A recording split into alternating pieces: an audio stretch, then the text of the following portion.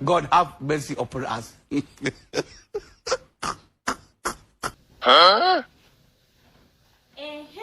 Shoga yangu nisikilize. Mume wako anakusaliti. Umesema? Nimemuona kasimama na mwanamke ile njia ya kwenda Mgedela nikwambia.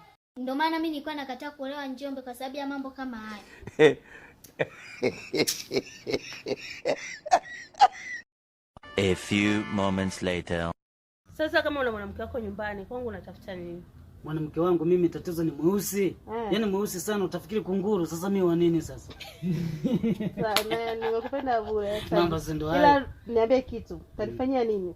Kwa hii rangi yangu ili sifubaye nizidi kung'aa, utanifanyia nini? Wewe nipo kwenye kampeni. Yeah, kuna kampeni. Sasa sikia. Tufanye kama umenichukulia kama mbunge au rais.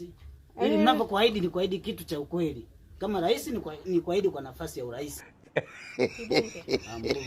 Mbona ndio ni swaga zaidi yani. Unajua? Okay.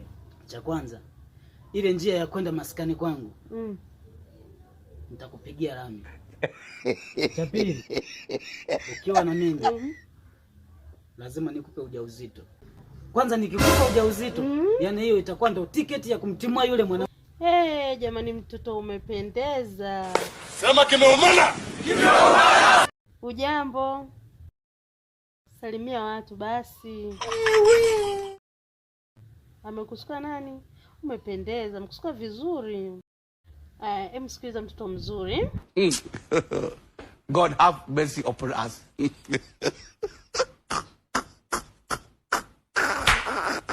Chukua 200 kanunulie pipi. Sisi tupo kwenye mazungumzo, sawa?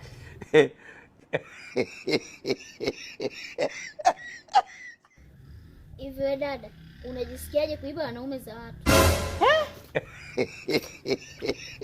Makubwa Tena sio madogo. Kwa taarifa yako, huyu ni mume wangu, sawa? Kilichokufanya msimamishe mume wangu njiani kitu gani? Tena vichochoroni. Hauna hata haya we dada. Kazi tu kuiba wanaume za watu. Nyo. Mume wangu, hapa ndo kazini.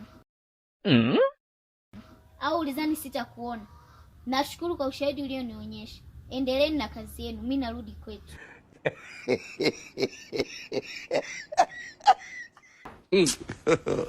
God have mercy upon us. Sasa asema tuendelee. Nyo. Mshamba nini?